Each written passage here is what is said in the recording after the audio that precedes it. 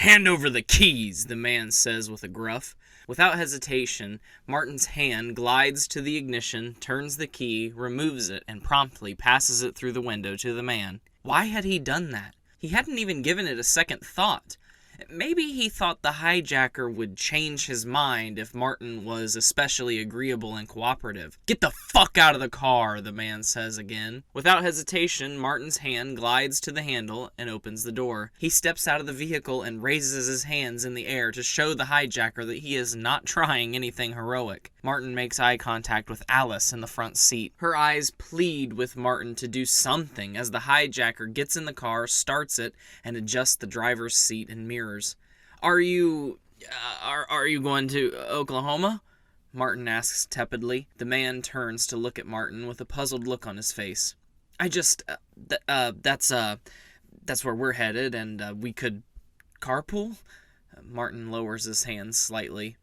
The man ponders it and looks back and forth between Alice, who nods vehemently, and Martin, who grins from ear to ear. The hijacker shuts the door, gives a wave to Martin, and floors the accelerator, spraying gravel at Martin as he careens the car back to the asphalt. Martin replays the moment in slow motion. The slam of the car door, the look on the man's face as he waved, the terror in Alice's eyes as they began to drive away. Martin jogs after the car while pulling up his cell phone to check for service. He knew there wouldn't be any. They were in the middle of the Sonoran Desert. As Martin shoves his phone back into his pocket and continues his pursuit, the stolen car crests the horizon, and Martin loses sight of them momentarily. He can feel the hot tears stinging his cheeks and the pounding anxiety in his chest, when suddenly he hears the squeal of tires. Up ahead, the car has come to a halt and rocks violently back and forth. Alice must be fighting back, Martin thinks to himself. Good for her, when a single gunshot rings out. The passenger door to the car opens from the inside. The man pushes Alice out onto the ground, and the car speeds away. Martin sprints the rest of the way to his wife and finds her shot in the throat, bleeding profusely and barely clinging to life. "Alice, oh my God!" he exclaims as he drops to his knees and cradles her head.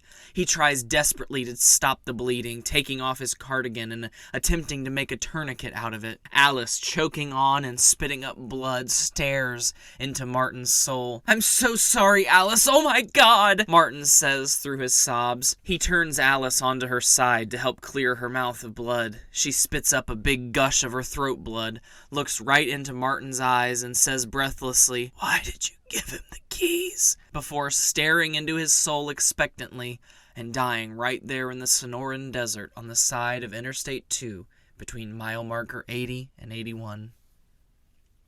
The bartender pours the Bachelorette another round of Di Serono on the rocks. She makes her way through the throngs of dancing and drunk folk and finds her party across the club. "You know, it's my Bachelorette party. You guys should be the ones buying the drinks," Gretchen says as she puts the tray of Di Serono down. "Hey, I'm just here for the bad karaoke," her sister Carla says as she snatches up a Di Serono and downs the whole thing. "It's not all bad. That girl who sang Destiny's Child really killed it." "That was a drag queen, honey." The girls all laugh. "Well, she still killed it," Lori says with a giggle. There is a break in the music. Everyone applauds, and the DJ announces the next karaoke number. "Oh, I love this song," Lori says. Gretchen points to the drunken, stumbling man coming to the stage to sing and says, "I'll bet you won't when he's done with it." This sends the girls into hysterical laughter. The man finally makes it to the stage and starts to fumble his way through, specifically bowling for Soup's I Melt With You. He seems to really feel the music, grabbing onto the mic, mostly for support, while bopping up and down to the beat. He slurs through most of the lyrics, and the girls love to cheer him on and jest. But for Lori, there's something sad about the man, something very Bill Murray Lost in Translation vibes. As the man sings, "There's nothing you and I won't do. I'll stop the world and melt with you," to some unknown woman from his past, Lori is drawn to the front of the stage where she makes eye contact with the singer. As the man finishes his song, he joins Lori for a drink, and though the rest of the bridal party is a little offended that Lori would leave them for some drunk old sad man at a bar, they all knew they would have a better time without her. She wasn't into group lesbian hazing. Should I book us an Uber? Lori asks after the bar's final call, with a wink to insinuate, I want to have unprotected sex with you. The man shakes his head violently and fumbles around in his pocket. He finally withdraws a set of keys. I'll drive, he manages. Are you sure you know where you're going? Lori says as the man drives her deeper and deeper into the Sonoran Desert. Yes, I think about this route all the time. I know it like the back of my hand, the man says. With this, he holds up the back of his hand and shows it to Lori. Very calloused, she says as she rubs it with her hands. The man pulls it away and continues driving. I really liked your song, Lori says after an awkward silence. Who'd you sing it for? She asks. The man looks over at her quickly and then back to the road. Thanks. It was my wife's favorite song, he says with a long stare to the horizon. Was her favorite song? Something must have happened to her, then, she says softly. The man nods and closes his eyes momentarily. I'm so sorry for your loss. She must have loved you so very much, Lori says in an attempt to comfort the man. He considers it for a second, and with a tear in his eye, erupts in a fit of laughter.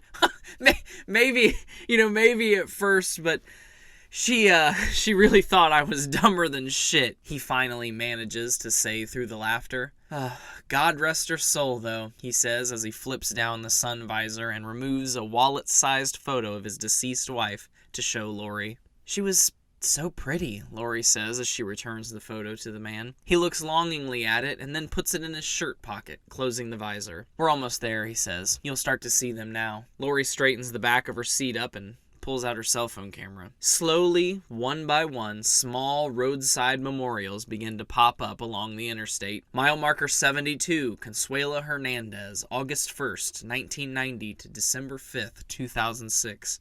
A small heart wreath with a teddy bear. Mile marker 75, Jeremy Locks, September 7th, 1985 to May 2nd, 2012. A bouquet of rotten flowers. Mile marker 76, a single rose with a note that just says, my baby. Oh my God, what is all this? Lori says in horror as the memorials just keep coming and coming. The hitchhiker, the man says solemnly. The hitchhiker?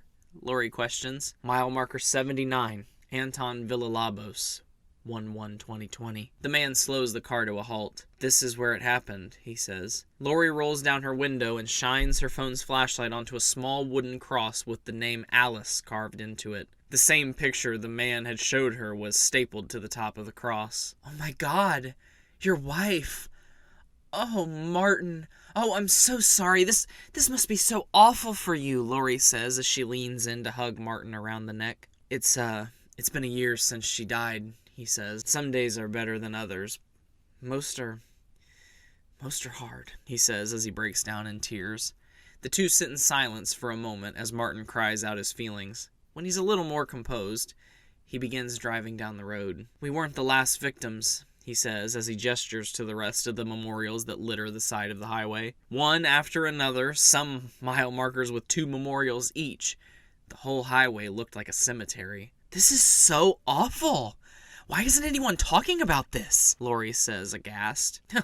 Nobody believes the news anyway, Martin says with a shrug. Kids come out here all the time thinking it's an urban legend, and then, well, someone puts a teddy bear on the side of the road where they were killed, he says, completely somber. Ahead in the distance, a figure appears on the side of the road with his arm out.